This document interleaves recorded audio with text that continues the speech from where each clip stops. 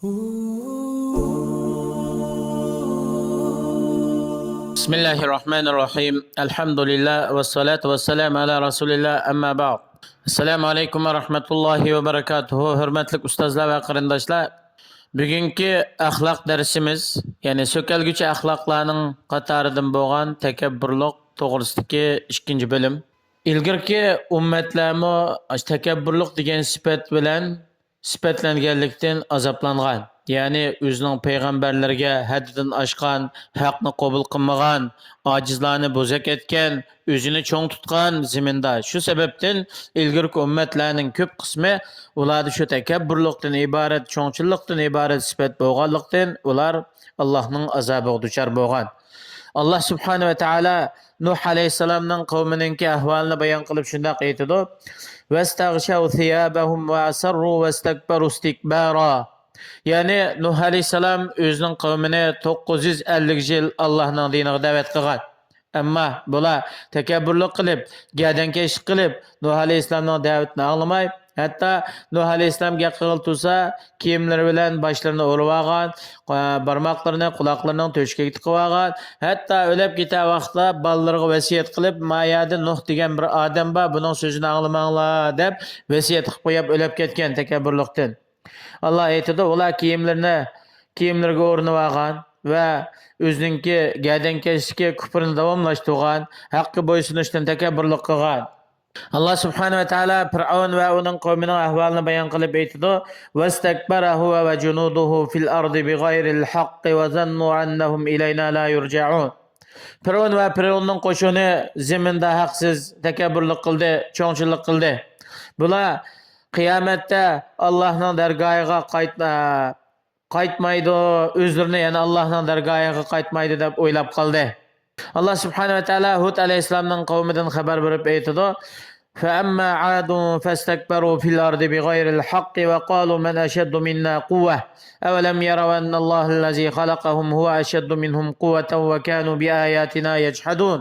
فأرسلنا عليهم ريحا صرصرا في أيام نحسات لنذيقهم عذاب الخزي في الحياة الدنيا والعذاب الآخرة أخزى وهم لا ينصرون. Ama Ad qavmiga kelsak, ya'ni Hud alayhissalomning qavmi Ad deb ataladi. Qavmning ismi Ad. Bular zaminda, ya'ni haqsiz cho'ngchilik qildi, takabburlik qildi, haddidan oshdi. Hatto ular zaminda bizdan kuch-quvvatlik, bizdan kuchli kim bor dedi. Bular o'ylamamdi. Ularni yo'qdan bar qilib yaratgan, ularni inson qilib yaratgan Allohningki kuch-qudratda, tangdoshsizlikda ulardan katta kuch ekanligini ular o'ylamamdi. Bular bizning oyatlarimizga tong'uchi, inkor qilg'uchi badbaxtlardan bo'lib ketdi. Biz ularga bir qancha kun to'xtamay chiqadigan qattiq bo'ronni avatdik. Ularga dunyoning xorliq azobini tetishimiz uchun. Ular uchun oxiratda nihoyatda ularni xor qiladigan dardlik azoblar bor, ularga hech qanday yordam berilmaydi. Takabburlik qilg'uchilar bular barliq payg'ambarlarning va payg'ambarlarning agashkuchilari bo'lgan mu'minlarning dushmanidir. Bu to'g'rida Alloh subhanahu va taolo aytadi: "Qalal mala'ul ladzina istakbaru min qawmihi lanukhrijannaka ya Shu'ayb wal ladzina amanu ma'aka min qaryatina aw la ta'udunna fi millatina." Ya'ni Shuayb alayhissalomning qavmi shunday aytdi. Ya'ni Shuayb alayhissalomning qavmidan haddidan oshgan takabburlik qilgan bir jamoat shunday dedi: "Ey Shuayb, seni va sana iymon etgan bu mu'minlarni bizning mushu yurtimizdan albatta qo'g'lab chiqarib o'tamiz. Ya sizlar bizning ota-bobomizning diniga qaytib, bizga o'xshash yashanglar. Agar sizlar bizning dinimizga qaytmay, haq dinda chang turmiz deb qolsanglar, sizlarni yurtimizdan qo'g'lab chiqarib o'tamiz" deb takabburlik qilgan. Musa alayhissalom o'zining qavmining takabburligidan, ya'ni Bani Fir'avnning takabburligidan Alloh panoh tilab shunday aytadi: "Va qala Musa inni uztu bi robbi va robbikum min kulli mutakabbirin la yu'minu bi yawmil hisab." Musa alayhissalom aytadi: "Haqiqatan mening va sizlarning Robbinglar bo'lgan Allohga sig'inib, Allohdan panohlik talab qildim. Kimdan? Qiyomat kuniga ishonmaydigan, Allohning hisob oladiganligiga ishonmaydigan har qanday mutakabbir, gadankash, to'ng'ash, o'zini cho'ng tutqichi shundaqlardan Allohga sig'inib panohlik talab qildim." Bu tekabburluk kılgıcı degan daim özünün hava havisiga ergişidir. Özüge naiti mükemmellik bilen qaraydı özüge qaraganda. Başkalarga qaraganda naiti kemçillik bilen, yani közge ilmaslık nazarı bilen qaraydı. Bu ularning diliga fitib ketgan. Bular özünün ko'ngli xohishi istagan narsadan boshqani qabul qilmaydi. Allah aytadi: "Kezalike yetba'ullohu ala kulli qalbi mutakabbirin jabbar." Aşının o'xshash Allah subhanahu va taolo har qanday takabburlik qilg'uchi, zolim, haddidan oshquchi badbaxtlarning qalbiga muhr bisib etgandi. Shuningdek, bundaq badbaxtlarni Allah o'ch ko'radi. Allah yaxshi ko'rmaydi.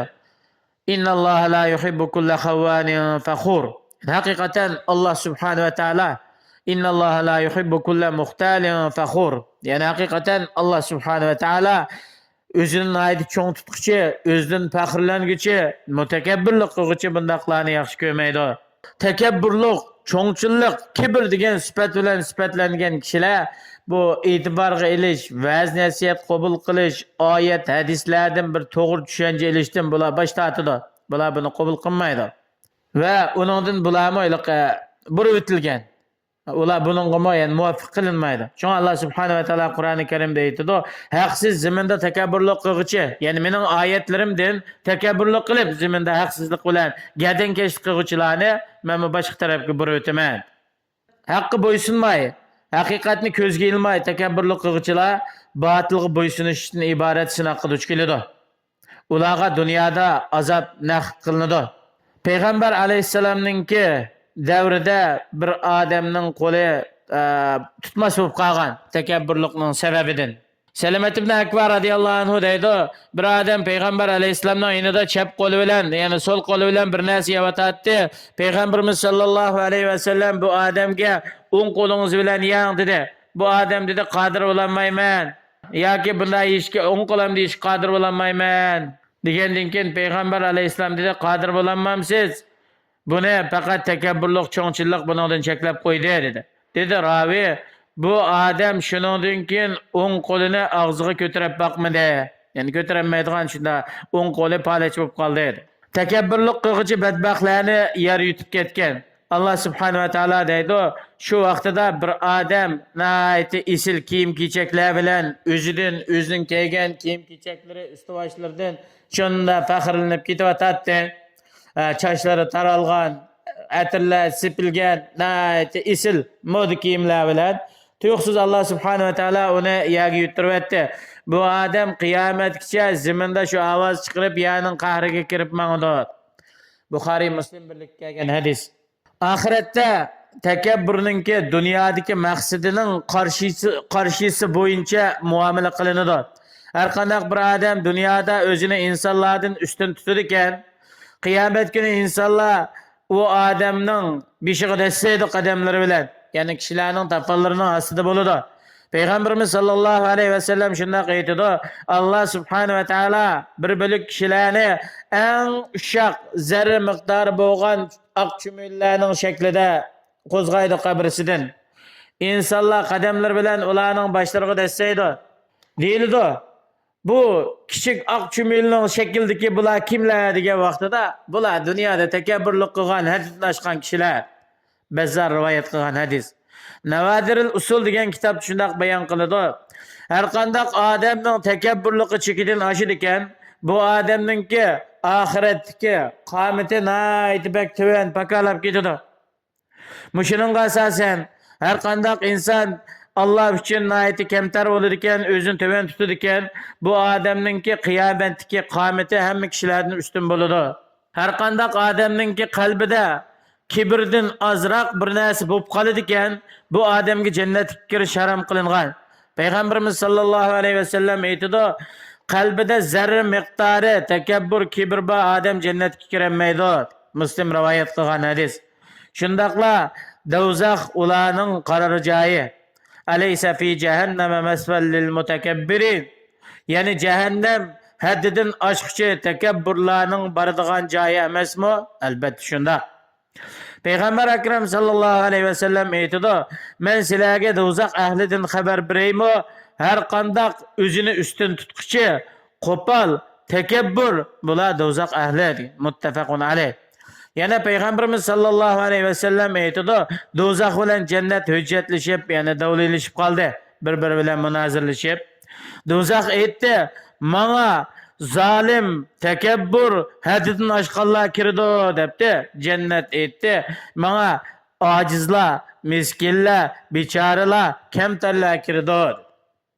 Shuning uchun har qanday bir musulmon o'zini kibrdan iborat bundaq nachar sifatdan yiroq tutish kerak. Chunki kibr degan goyi inson o'z tuymagan holatda insonni Allohning azobiga duchor qiladi. Shunga inson o'zininki o'rgangan ilmidan, qilayotgan amallaridan, topgan dunyosidan, mol-mulklaridan, bola-chaqa, turalg'u joy va o'zining dunyo maishatlaridan hargizmi mag'rurlanib ketmaslik kerak. Boshqalarga cho'ngchillik qilmaslik kerak, takabburlik qilmaslik kerak. Balki Allohga nayt ko'p shukr etib, Alloh uchun kamtar bo'lsa, inshaalloh dunyo oxiratda buningki martabasi ustun bo'ladi. Alloh subhanahu va taolo har birimizni haqiqiy Alloh uchun kamtar bo'ladigan kishilarning jumlasidan qilsin. Vassalomu alaykum va rahmatullohi va barakatuh.